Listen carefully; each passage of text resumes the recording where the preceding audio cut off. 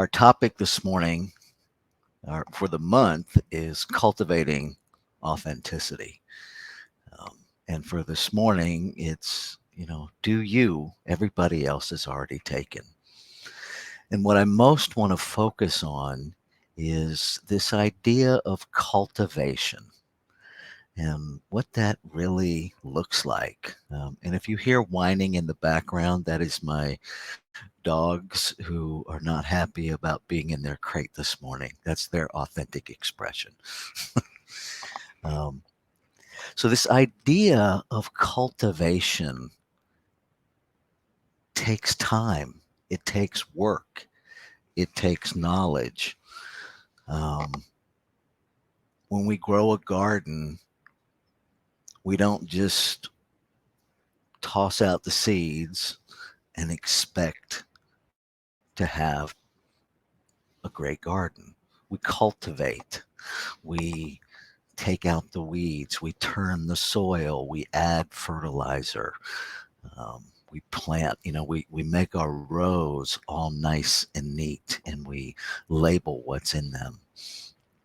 And I think sometimes we tend in this human realm to experience a certain level of frustration that our spiritual journeys show up as work.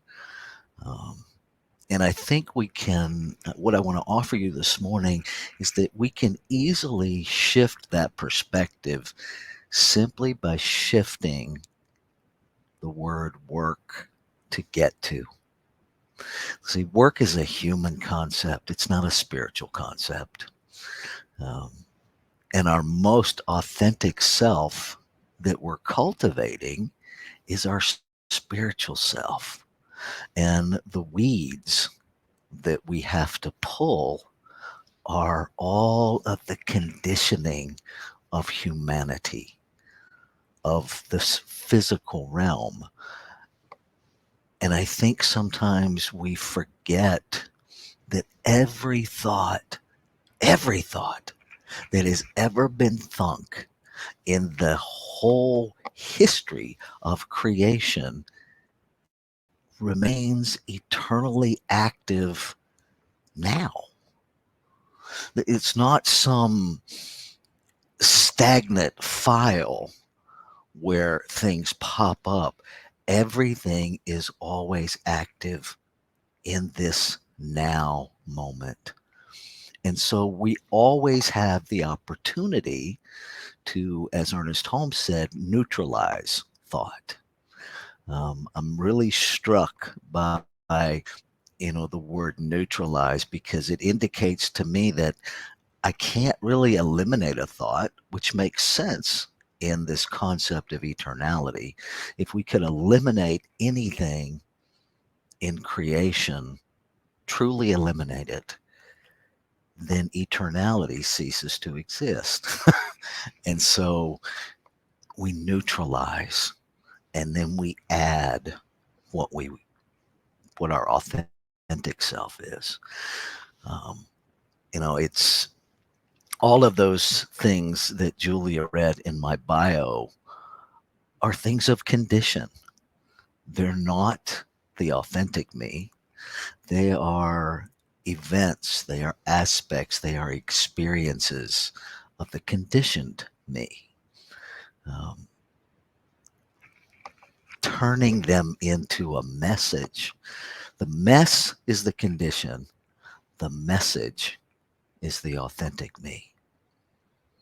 The Ernest Holmes defines our ego as our divine self.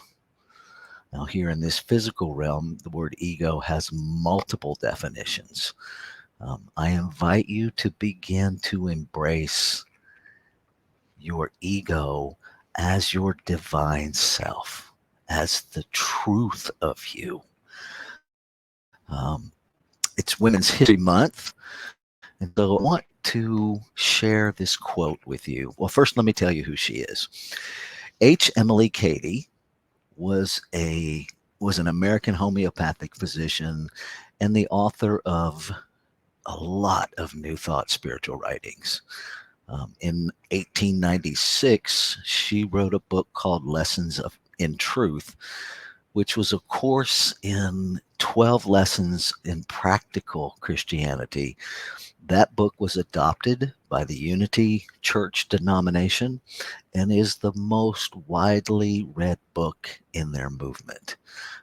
H. Emily Cady was born on July 12th, 1848, in Dryden, New York, and she made her transition on January 3rd, 1941, in Manhattan, New York.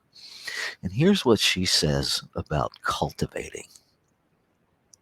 We cultivate individuality by listening to the still small voice down deep within us and boldly following it, even if it does make us different from others, as it surely will. And that comes from Lessons in Truth, page 73. I think the most poignant part of that is even if it makes us different from others. Because so much of this physical realm is about becoming like other people. We have these identities, we have these boxes that society would really prefer that we operate in, and that we follow the script that is handed down from generation to generation to generation, and that we stop deviating from that script because it makes us collectively uncomfortable. Humanity, the conditioned humanity, really works best in its comfort zone of predictability. That's what our brain gives us. And it's a necessary function. I mean, if every day you went to work, it was complete and total chaos, if you didn't know who your supervisor was every day, if you didn't know what your job was every day, it would kind of be hard to do your job, right? So it's a good thing that we have a certain level of predictability. On the other hand, our authentic self, our creative self, our divine self, is never stagnant. It is always new every moment. Each of us is going to be different today, having participated in this virtual service, than we were when we arrived. Because that's what creation does. It creates. And so if we can lean into listening to that still small voice, cultivating the courage of authenticity, if you will, being willing to pull the weeds that obscure those tender cotyledons of growth that are just popping their head above the mental soil, if you will, then our human self, our conditioned self, begins to shift and change. Now, I'm not going to lie, that's going to make some people around you really uncomfortable. They're not going to recognize the you that they have decided you are.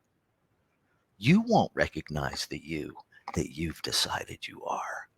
And that, I submit to you, is grounds for celebration, because it means you're growing. It means you're advancing. It means that still small voice within you is being heard. And it's one of the places where I think community is the most valuable thing that we can have. Because if we're all doing this cultivation together, then we have one another to lean on. We have one another to say, I don't know what I'm being called to do, and I'm scared. Or I know exactly what I'm being called to do, and it terrifies me. And we get support from one another, and we find out that we're not the only ones experiencing it. Um, in all transparency, I am in love with you. Columbia. Absolutely in love with you. I have been since day one several years ago when divinity brought us together to do work on becoming more inclusive. Did I imagine this moment? No, not even, not even. And yet here we are. And it's good that you see this mantle behind me because everything else in this home looks like a bomb went off as we're preparing and boxing things up and filling up a moving pod. And the weather, which is typically lovely this time of year, is consecutive blizzards. Um, if you could see out this window behind me, you'd see about 4 inches of snow that this one in the last 4 hours. So it's kind of cuckoo here in the physical realm.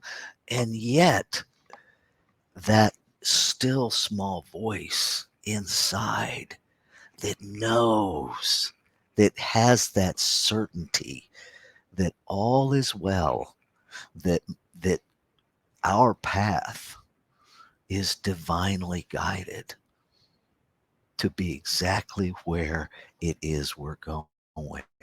Um, is an amazing thing to navigate. And sometimes it's a clunky thing to navigate because it doesn't mean our humanity goes to sleep. We still have stress. We still have, how is this going to happen? Thoughts.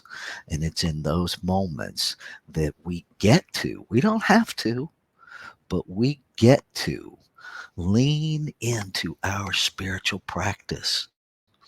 And there's a reason that we really focus on consistency in spiritual practice because just like cultivation, consistency of spiritual practice makes it much easier to grow, right? When the soil is already prepared, when your mental practice is already prepared, it's much easier to grow something new.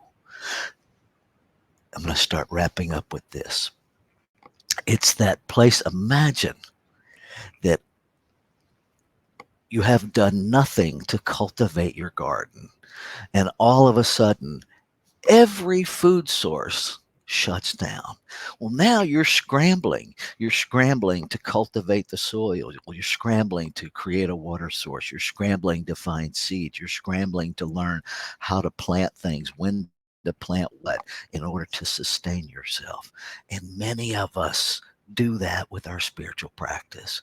We don't engage in a regular spiritual practice. And then when something happens, we're scrambling to anchor. We're scrambling to know the truth of our own being. We're scrambling to experience our wholeness. And so I invite you, if you don't have a regular spiritual practice, start one. And it doesn't even matter what you do, just start. Start where you are. Just like if you were digging a garden, some people have a great space for a garden. Some people have to build a raised box because they don't have. Some people have patio containers. So start where you are.